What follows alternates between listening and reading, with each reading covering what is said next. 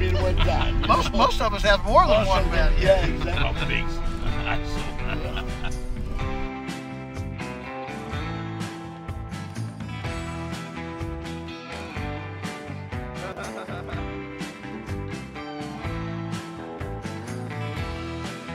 Open land, forest land, and water, the three environments interface. Right.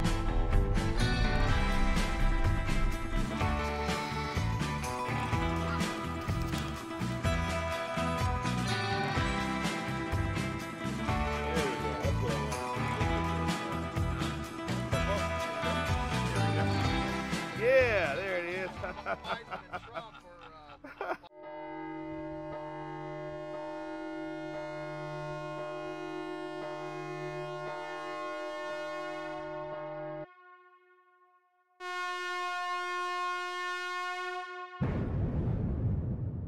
Où sommes-nous? Where are we? Où sommes-nous les toxinolâtres? Where are the toxin fans, Eh bien, the savez-vous, toxin nous sommes à 3 viewers? heures de Washington, en pleine Virginie. We're in the middle of Nous Virginia, sommes- state of nous sommes Virginia. à la Polyface We Farm are at de the Polyface Swamp, Farm Virginie.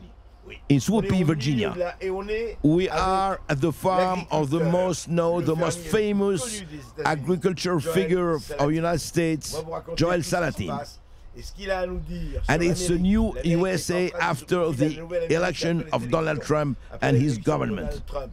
Et surtout sur It's going to l'agriculture be américaine. absolutely Ça va être fantastic. absolument passionnant. Listen to what he has to say. Hi, Mr. Salatin. Hi, it's great to be with you.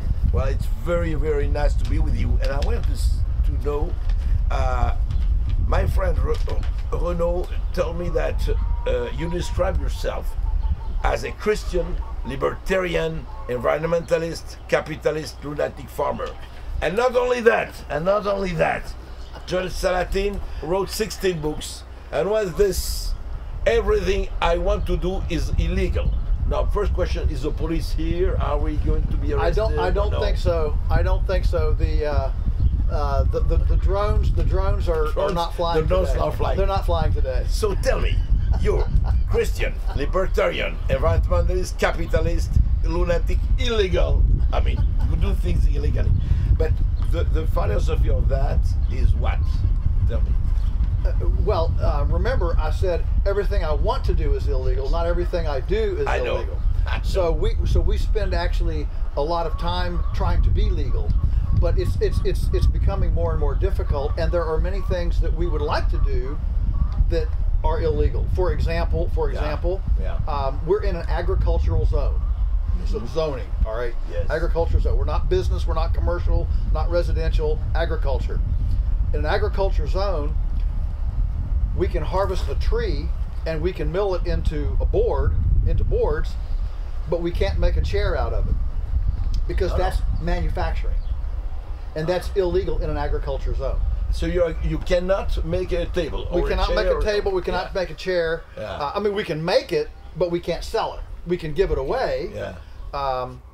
And so, we would love to do more butchering and processing and value adding here on the farm. We'd like to make lard.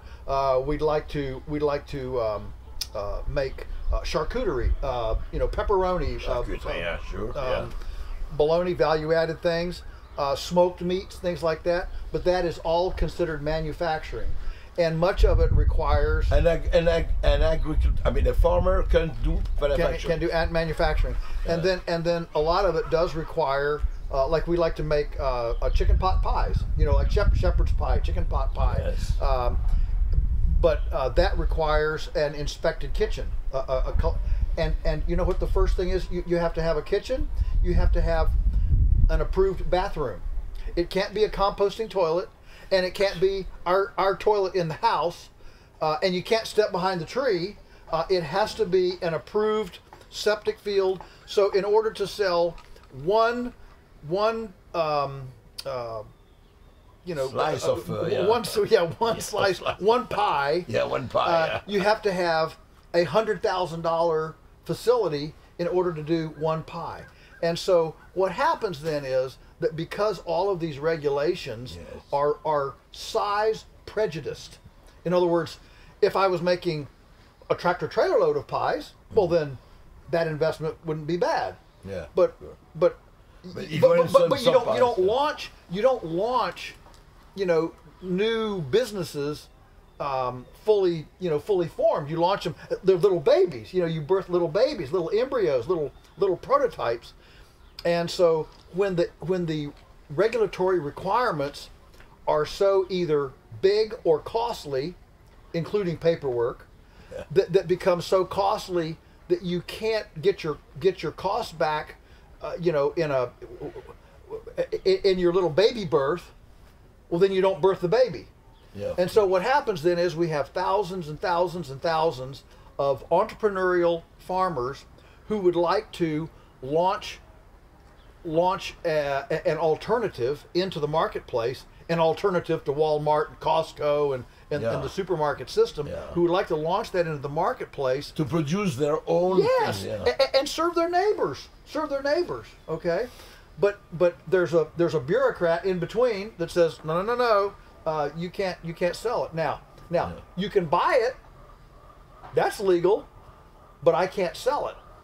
So my question is, if it was really a dangerous product, you shouldn't be able to eat it, give it away, or buy it. Of course. If it's a hazardous, it's poison, you can exactly. But in food, and that's the way it is with methamphetamine and fentanyl and illicit drugs.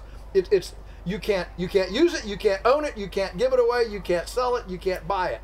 But in food, the prohibition is only on the seller. It's prohibition like in the 30s. Yes. With alcohol. With alcohol, I mean, absolutely. And that's why you have to be really careful. And that's very close to me because I had two great aunts who were involved in the Women's Temperance Union in the 20s during the Prohibition. Yeah. And they were just righteously indignant, that people could drink alcohol and become, alcoholics. Drunk and alcoholic. Right. And so, but what happened was, we're going to prohibit this, but that for the first time gave the U.S. government precedent to regulate what you swallow, what you eat. That was the beginning. That was the beginning of that idea. Before then, anybody could buy anything from anybody they wanted to, but that gave precedent. That gave a philosophical precedent to I can control what you eat, and we live in an unprecedented time of choice. We've got you can choose your sex, you can choose. Your gender, we've got choice in the bedroom, a choice in the bathroom, choice in the womb with abortion, but you can't choose your own microbiome fuel, which is unbelievable. And how do you explain that? Is it the tyranny of the norms? That's you can do that, you cannot do that. How come land of freedom and home of the brave how did we become get here? A bureaucracy like that? Yes. Well, how we got here is that long time ago, the butcher, the baker, and the candlestick maker lived in a village. They had their shop downstairs. They lived upstairs, and they had friendship in the village. They went to church in the village. Their social group was in the village. People knew who the scofflaws were, who the fraud or the dirty ones were, because the butcher, they were embedded in the city. Well, as the industrial revolution came on, and farms and the farm and the food system became industrialized, the butcher and the baker and the candlestick maker became too big to be in the village. It became massive, and as it became massive, they didn't want people coming in, and so they put razor wire and guard towers, so you can't see the chickens, you can't see the cows, you can't see the tomatoes, and you can see the treatment, you can see you can't see the processing either. And so here's what happens when so as that developed, people couldn't see over the fences. Well, then they became ignorant about food, ignorant about how things. Well, what does ignorance do? Ignorance makes us fearful because we fear what we don't know. Of course. You know, you say you are what you eat, but what are we eating? Yes, exactly. So, and so this opaqueness in the industry created fear in the consuming populace, who then asked for government oversight. I want bigger eyes and a bigger bully to keep the corporations in line.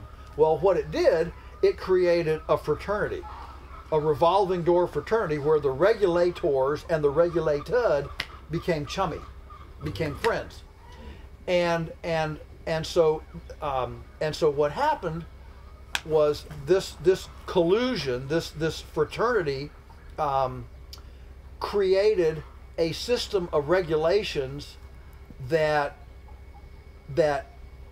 became scale prejudicial, because the big people, they protected themselves. If there's going to be a regulation, I want it to be something that I can live with and comply with fairly easily, and so that's how the big outfits shepherded the regulation to protect themselves, and the little people got broken up. I mean, for example, let's say I want to make pepperoni, all right? Okay. And the regulations say in order to make pepperoni, I have to have a $2,000 thermometer to verify temperatures.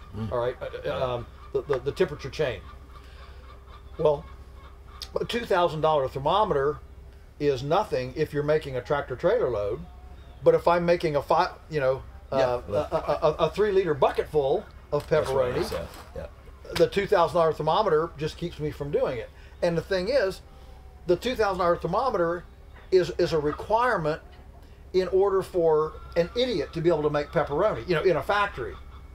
Well, I'm an artisan. I'm a craftsman. I'm a food crafter. Okay, I'm not in the commodity business. I'm going to make my little 5-gallon bucket, and I'm gonna hover it over it and check it and watch it, and it's a totally different ball game than the big guys. So John Saladin, what you're saying, what you're explaining, is the slogan "Small is beautiful" has become a 5-letter word. Small is not talking about small. Nobody. We don't like the small craftsman. Yes. The small That's correct. It has become a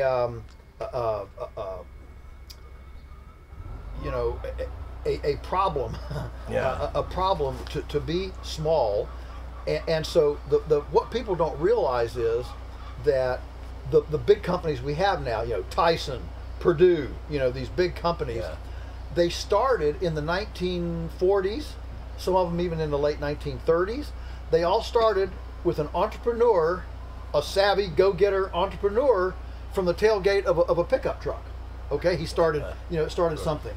That's how they started. Well, today, all of that is illegal because these regulations have gotten bigger and bigger and more onerous. And so today, the consumer is denied choice, diversity, choice that would come with a lot of little entrepreneurs, bringing their creative alternatives to the marketplace, and the consumer is denied that choice, and the farmer is denied the creativity to be able to sculpt into the marketplace a more a food craft that is not subject to the pathogens, the toxins, and the nutrient deficiency that is currently in the industrial food system. Yeah, that's very important, because let me play the devil's advocate. Okay. They will say, in the supermarkets, but you can find everything everywhere. You have a variety, a fantastic variety. So what are you talking about? So okay, we have from southern producers, and look at the choice we have. So don't tell me we don't have a choice. Yeah, so that choice is a very carefully constructed choice. All of that pretty packaging is actually not a lot of choice. It's a choice that is approved only by the government. The government says It's the government who makes the yes, laws. I that's mean, right. No, everything. it's the government who makes the laws, and it's the consumers who ask for them. So the consumers ask for protection. The government says, okay, we'll protect you, and we'll keep out anything that's risky. And so Coca-Cola is safe, but raw milk is not safe. Yeah. Okay, and so that's where we've come Raw to. milk now is it forbidden to be sold? Yes. Huh? Yes.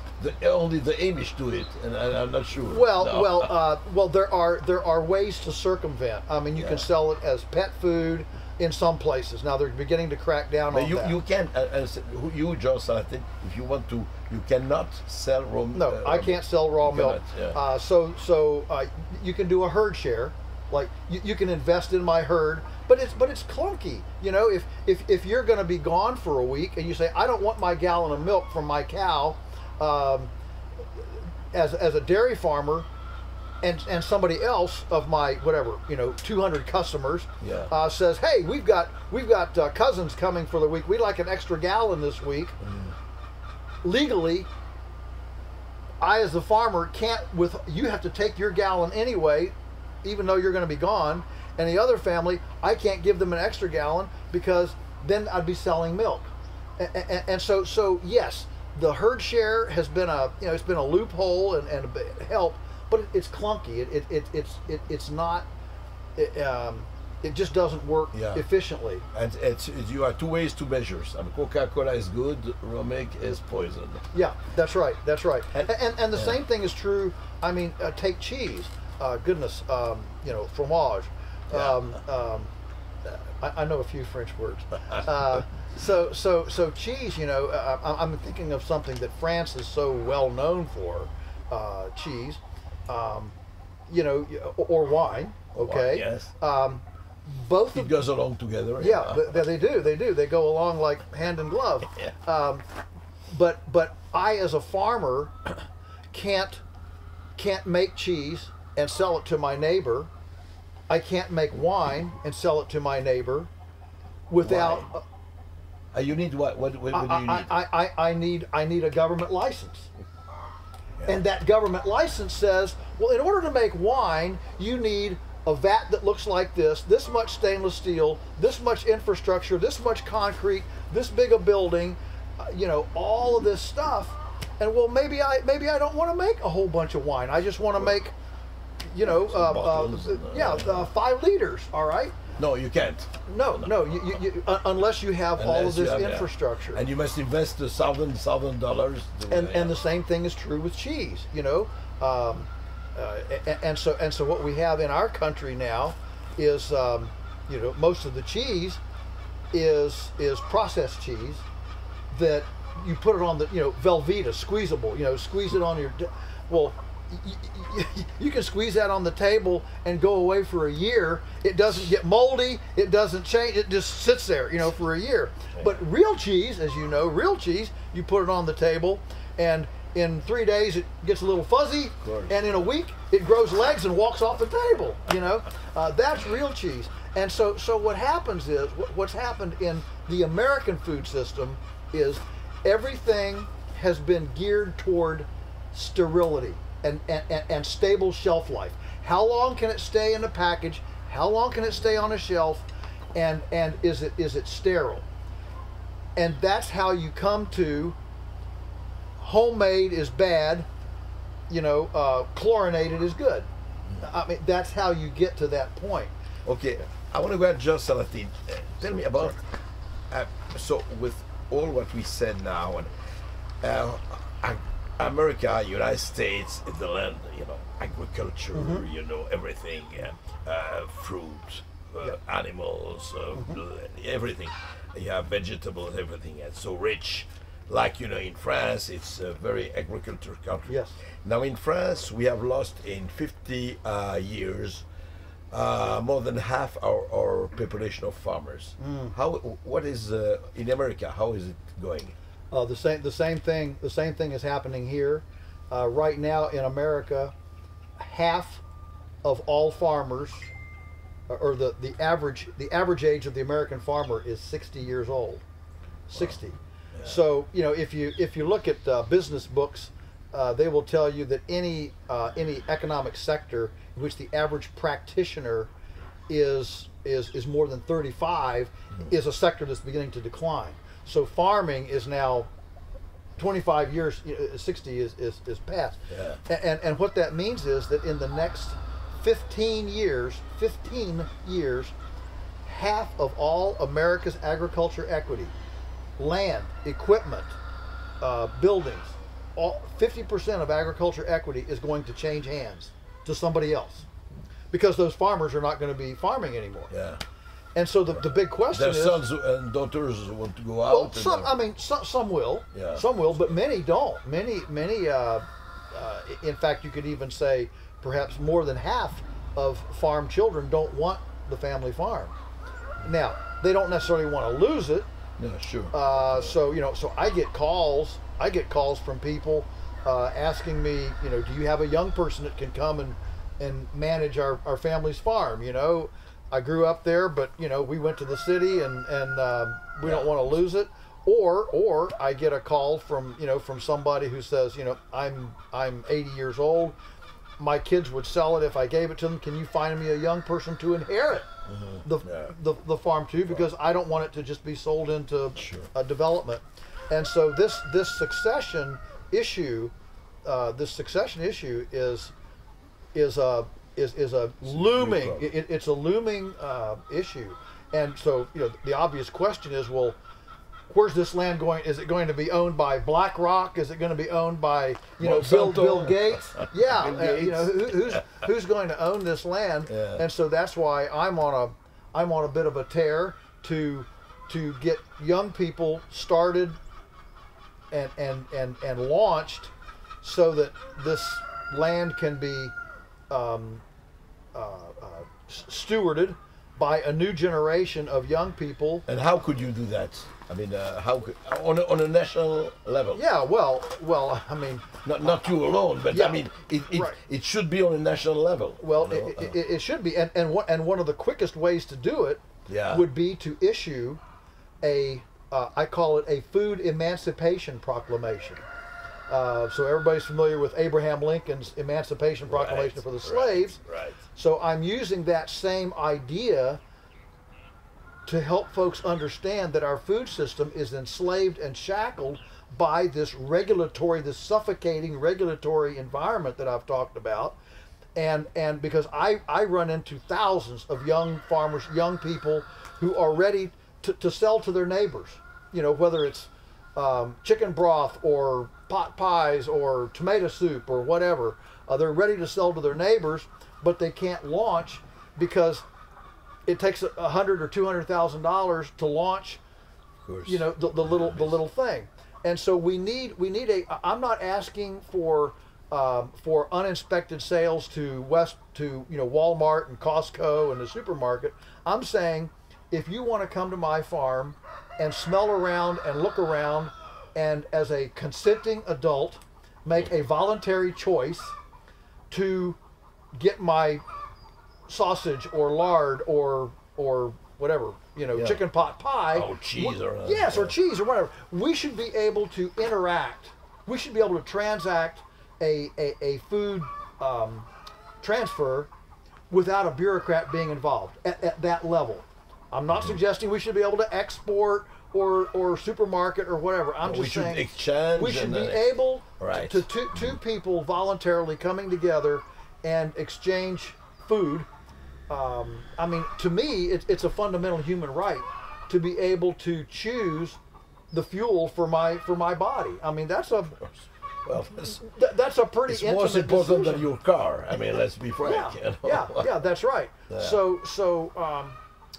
So this food choice issue is a big deal. Now, the other side, they will say, well, but there will be bad farmers, there will be dirty farmers, there will be, I was testifying at our state capitol one year on this kind of thing, and our head of agriculture in Virginia, the Commissioner of Agriculture, pulled me aside during a break, and he said, Joel, we can't let people choose their food. If we did, we couldn't build hospitals fast enough to handle all the sick people from bad food. So that's the world he lives in, and I don't think he's an evil person. I don't think he hates small farmers. I think he literally lives in a world of fear. Yeah. Of this is the norms. This is bureaucracy. We live Yeah. in this world. We don't have to shake it. You know. yeah, he really fears a Wild West in food, you know, and I appreciate that. So my response to that is, well then, let Augusta County, Stanton, some locality do an experiment. Yeah, right. And do an experiment. If it works, it works, right. And if people get bad food and get sick, you know, I'll say, okay, you were right. But what if local food becomes more available and young farmers can make a living And maybe cheaper. and absolutely way cheaper, and we keep all those dollars at home, and everything doesn't have to go on a truck and be shipped 1,500 miles. It can just be done right here in the region. Short sequence. Yeah. You talk from producer to consumers. Yes, absolutely, and maybe people would start buying milk instead of Coca-Cola. You know, maybe people would start changing or kombucha Habits, or something. Okay, and you could start making these changes, and maybe there wouldn't. Maybe people would be more well. Fewer sick. But we don't know because we can't experiment because the regulations are centralized in the federal government, and it's a one size fits all, and you can't allow experimentation when everything is this rigid. Now this declaration of emancipation like this, like Right. the Lincoln of food, Yeah. is it known throughout America? I mean, are there not unions like we talk with unions, but are there coordination between the small farmers of America, or there's no coordination? Everyone for itself, because this is important. Union may strength, Right. It is important, and sure, there are groups of small farmers that get together, but it's very loose. It's not like a union. It's not like it doesn't have any real power because we're all a bunch of independent loose cannons. But on this issue, it seems like we should be able to get together. But even within my friends' coalition, when you start talking about this level of unregulated transaction, people get weird about it. They do because we've been told that you can't trust business. You can trust the government. You can trust the government, but you can't trust business. And I reject that.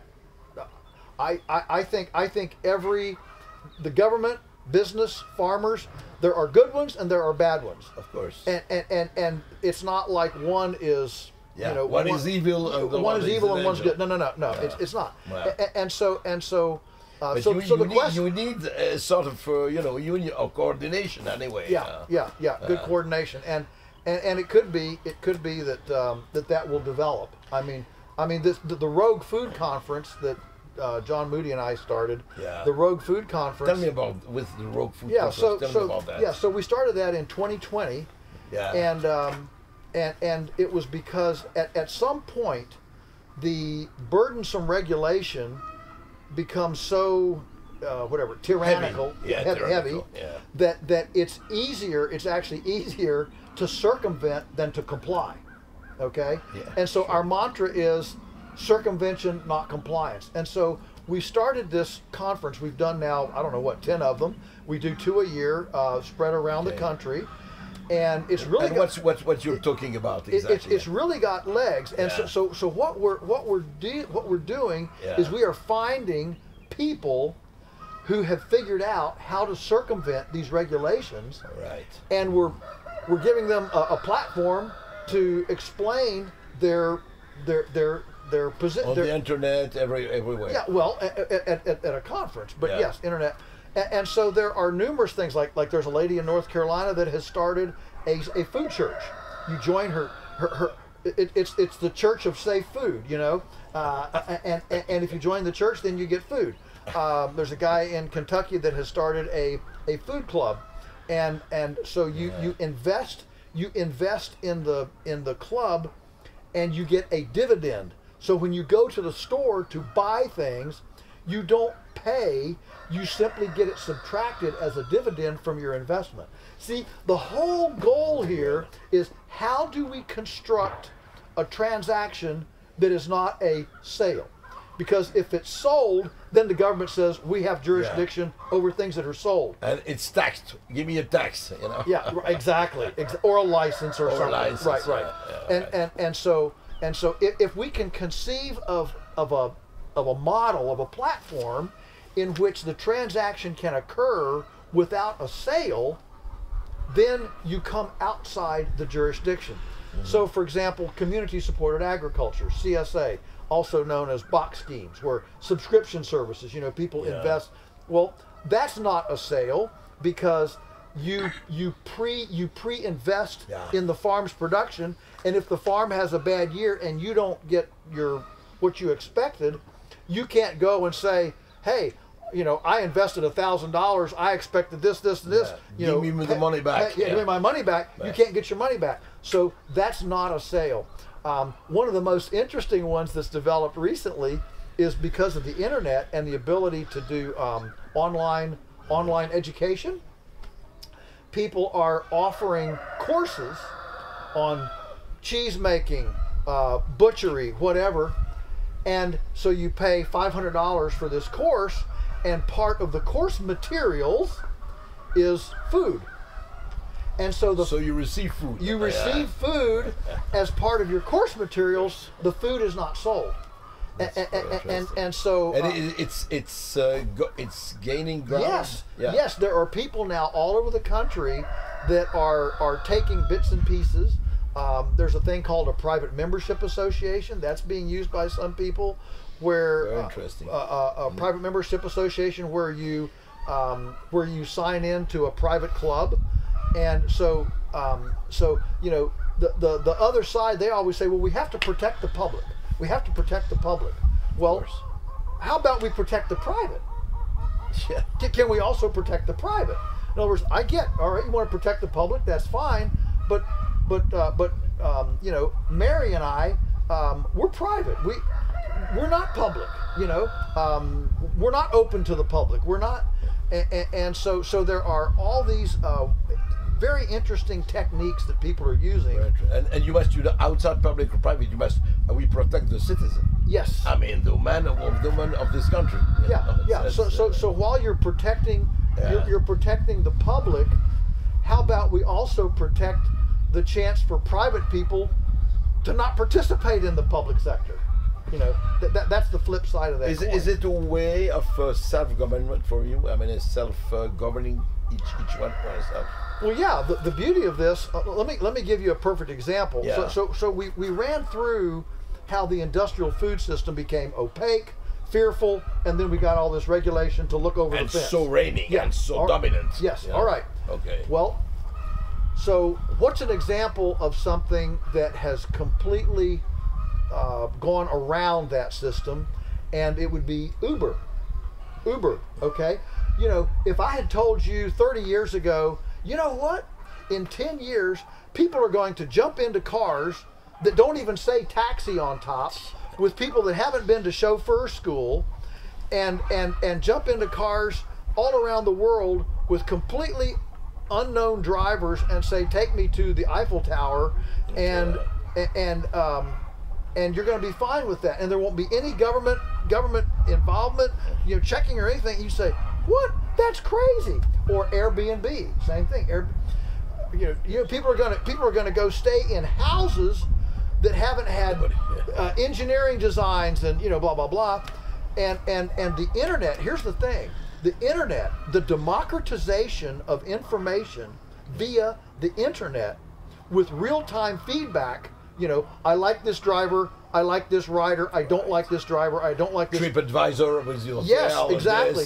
What's happened is that has brought the butcher, the baker, and the candlestick maker back to a global voice. They're not in the village anymore. The village voice, okay, but now we have a global voice via real-time accountability through the internet, and it has made completely functional, self-governing, self-vetting systems because of the democratization and the rapidity with which we can say I like you or I don't like you. So it's time to Uberize our food. Yeah. It's time to Uberize our food.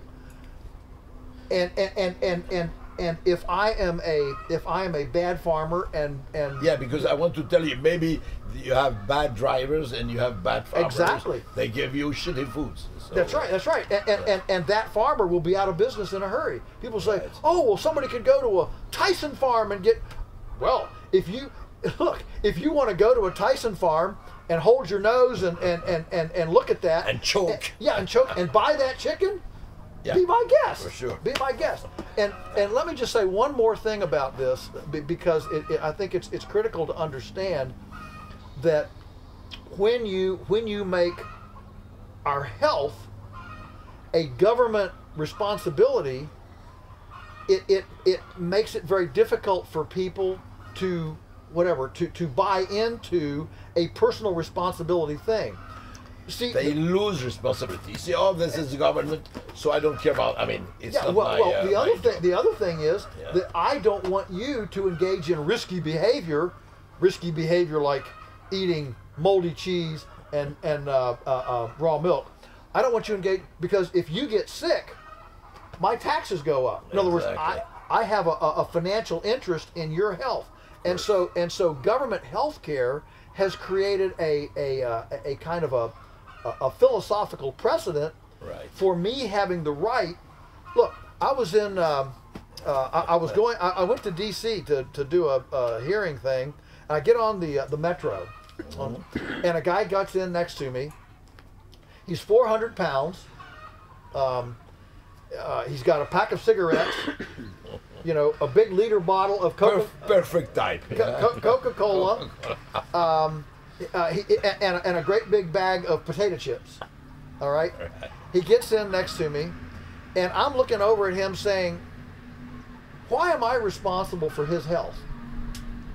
To me, that's risky behavior. What all that stuff he's using, the cigarettes, the potato chips, the Coca-Cola, all that stuff is perfectly safe and and he's perfectly legal. and he's perfectly legal. Because, Yeah. because And so it is the governmental entrance into healthcare Yeah, that they is creating push an you, economic. but yeah. this guy is a perfect product. They put you into irresponsibility. Yes. I mean, I'm not responsible.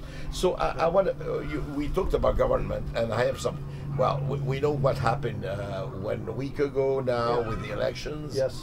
With a certain Donald Trump being re-elected after Yes. 4 years, Yeah. not being president, and a certain Bobby Kennedy Jr. Yes. Make America healthy again. Yes. Do you think that it could change something? I mean, well, that's their intentions. We'll see Right. what they'll do. Yeah. But you think it could be a good change of politics, of strategy? Yes, I do very much so. I think that especially the RFK Jr.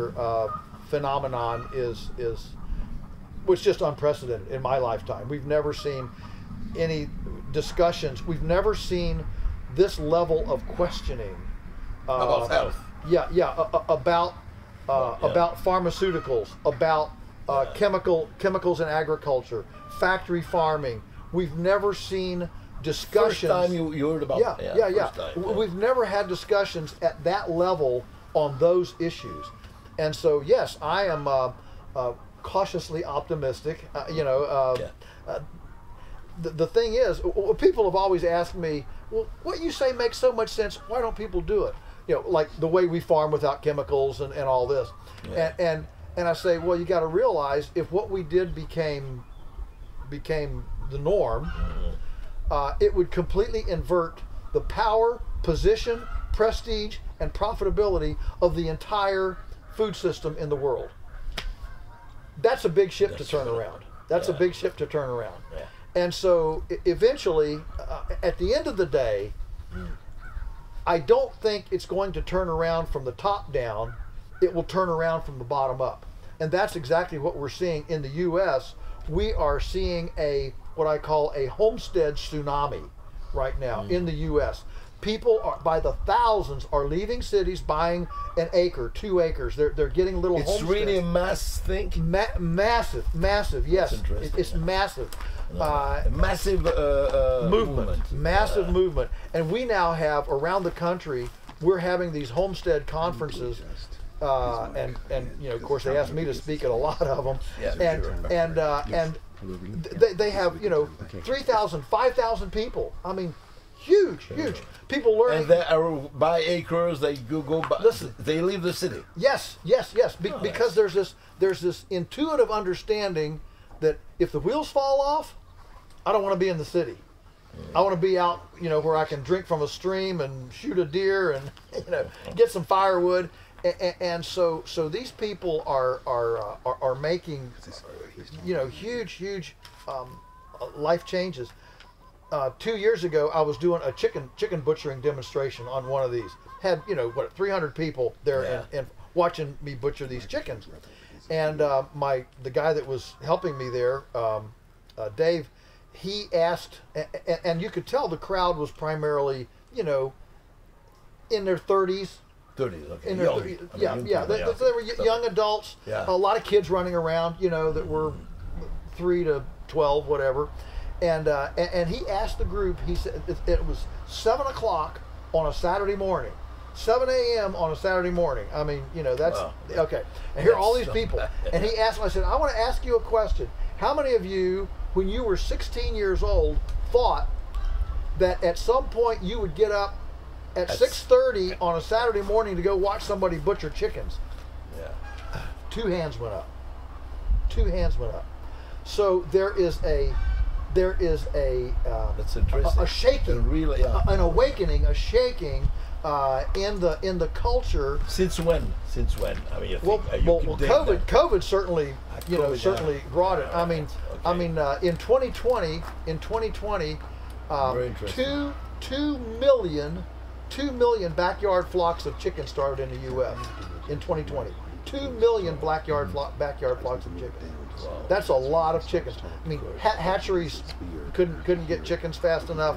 I mean, the store shelves were out of everything. Yeah. And that was like a wake up call. Yeah, it was. It was like a wake up call. And people said, we must find that if ever it happens again, what shall we do? I mean, yeah. Yes, absolutely. And then you have crime in the cities. You've got all sorts of issues in with crash and grab in the cities, and you've got just taxes, regulations, the meltdown, energy costs. People concerned about water, people concerned about the grid, the energy, and so there's a lot of kind of apprehension Of course. in the country, and when people become apprehensive, they tend to go to the country. I mean, if you look at World War II, the people who survived the Nazis in the cities were people who knew somebody in the country who had a root cellar of potatoes, and they didn't die of hunger. Yes. But you talked about from down to the top, but going back to what happened 2 weeks ago, or what's happening now, because it's just beginning. Right. You think that a guy like Bobby Kennedy Jr. or Trump or I don't know could anyway accelerate this trend? Yes. From the top, the top can play a role, of course. Very, very much so, because their mentality, is crossways of the conventional thinking, and when you put people at the top that are crossways from the conventional thinking, Like Elon Musk. Exactly, like Elon Musk. I mean, Vivek Ramaswamy. I mean, these guys are, they're they're going to be like bulls in a china shop up there. You know, they're going to, and who knows how much traction they'll get. I mean, you know, they will be pushed back. Of course. I hope they survive, actually, that they don't get, you know, assassinated. But big pharma and big agriculture. big pharma. Think of the power of the pharmaceutical industry. Of course. And for Bobby Kennedy to actually, maybe we ought to question whether every child should have 70 vaccines before they're 5 years old. Maybe we should check that. I mean, and they just, the other side just, oh, you want people to be sick and you want, well, let me tell you something. Health does not come out of a needle. Health comes from your own immune system. And there are more and more people now realizing, you know, if Anthony Fauci, our CDC guy, we heard about him. If he had stepped to that microphone and said, "Hey, everybody, let's try an experiment. Let's do an experiment for 1 month. It's just be 1 month. What we're going to do is we're going to have a new protocol. So everybody's going to drink 2 quarts of water a day. You know, we're all dehydrated, so we're going to drink a lot of water and hydrate ourselves.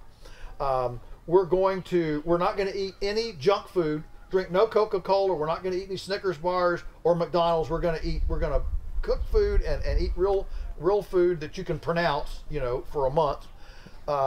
We're going to, we don't get enough sleep. We're all going to sleep 8 hours. Turn off the TV, go to bed. Sleep 8 hours a night.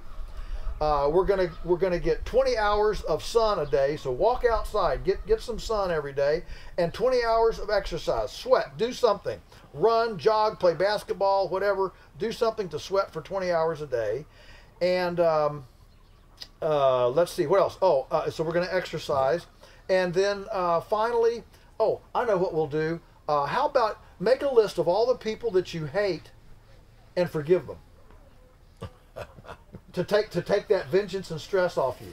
I mean, can you imagine if that had been a plan? Yeah. But John Salatin, let me tell you something. You're a very dangerous anarchist. You're a dangerous Christian anarchist. Yeah. I think I'll call the cops, really. But I mean, and business. How are we going to do business if we do what you are saying we do? I mean, it's you know. Well, what we'll do is we'll be unshackled. We'll be loosed to be able to, you know, to exercise our choice. Of course. Peter Bain, who wrote the wonderful book Urban Permaculture, has this wonderful pregnant statement in there. He says in times of epochal change, and I think many people feel like we're in a time of epochal change. I mean, you've got Putin in Ukraine, you've got the Middle East, you've got our own situations. In times the world is completely the world shaking. it's shaking. Yeah. In times of epochal change, the most important thing to preserve is the ability of a minority view to be expressed. Well, because it's the minority view, of course, that comes it's the minorities that change the world. Yes, for absolutely. the good or for the evil. I mean, as that's you right. have Nazi minority. That's right. That's right. But it's very interesting. And now, it's very interesting, you know, because what you're saying can apply in a very large part for Europe, because agriculture has been, you know, and we have we have your government norms, we have your European norms. I mean, farmers can say, "Oh, you must do that, or you must not do that," and everything. They are completely squeezed down, and really, by other norms, interdiction, and everything. What do you think about the? I want to be positioned about the wind, which éolienne, you know, in French, the thing for the, you know, they say it replaces electricity. Oh, wind power, windmills, wind power and solar power. Yeah. What's your position about that? Well, my position is all of the above, but keep the government out of it. Let the market determine what the next thing is. What the next step is, and you know what? I mean, you know, I've read people that say we're running out of oil. I've said oil is still being made in the earth all the time. There's plenty of it left. And we have at least 400 more years of oil without any problem at all. I don't know what those are, but I would just say, and I'm not a lover of oil. Okay, I'll tell you what really frustrates me is that in the late 1960s, backyard mechanics, Yeah. smart people in the U.S., tinkerers, in the late 1960s, made 100-mile per gallon carburetors, 100-mile per gallon carburetors. Every single one of them, as soon as they got their patent or it came out, either an automobile company or a petroleum company bought the patent and shut it down. That is immoral. It's unconscionable. Think if we had had 60 years of 100-mile per hour gallon, we would have, 80% of the oil we've used would still be in the ground. Okay, so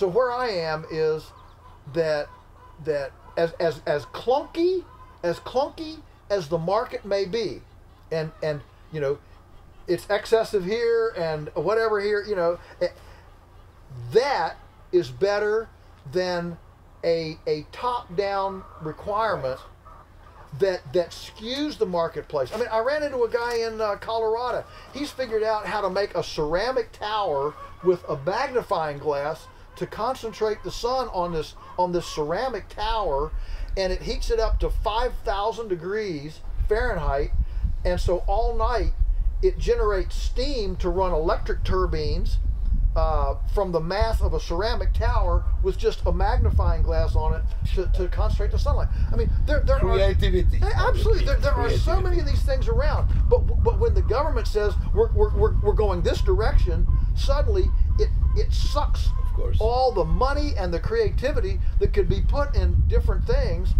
It sucks it all out, and it all goes down this direction. And the government gives a whole amount of money to this guy incentives. because yeah, incentives.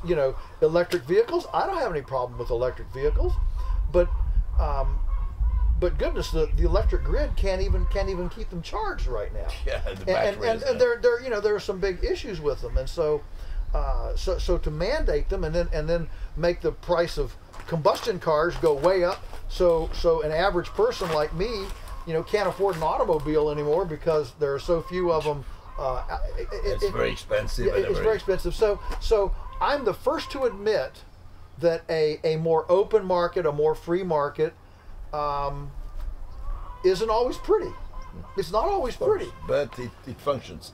So yes. We know now the capitalist Joel Salatin, we're the Christian Joel Salatin, the libertarian Joel Salatin, the environmentalist Joel Salatin, and the lunatic, well, not so lunatic, Joel Salatin, and the farmer, of course. Now, Joel Salatin, I want to know what's in the future your fight. I mean, you're staying in the farm. You won't leave the farm. No. It's not. And are you, well, let's say you said that you were optimistic, fairly optimistic, and if I understand well, you say it must come to the human scale. I mean, not forgetting, of course, we won't go to the moon or Mars on a human scale, but don't forget the human scale. That's where you're. That's right, and just the human scale and the ecological carrying capacity of a certain place. I mean, the problem is we have a segregated food system. I know these are powerful words, but they need to be used in this context. We have broken apart, segregated. So we get our fertilizer from here. We grow the crops here. We grow the chickens here. We process them here, and we sell them here. We eat them here, and this used to be a very closed loop, of course, and now it's all segregated. So the answer is integrated, an integrated food system, where 40% of material that goes into landfills is edible. 80% is compostable. The fact that we're landfilling this kind of material is just unconscionable.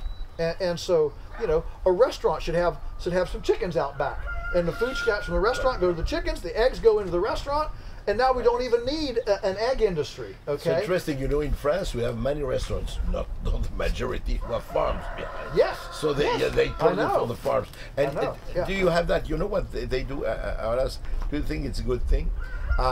In some restaurants in the South of France, they say this is a product comes from the which farm and this way. Yes. The chicken comes which farm, the cheese comes which farm, Yes. the wine come, you know, it's Yes, exactly. You think it's a good thing? Oh, absolutely. It's wonderful. Yeah, and the beauty. I mean, I've been to Europe many times, and I'm always amazed at even as regulated as the EU is in Europe. There is a food culture in Europe, especially in France and Italy.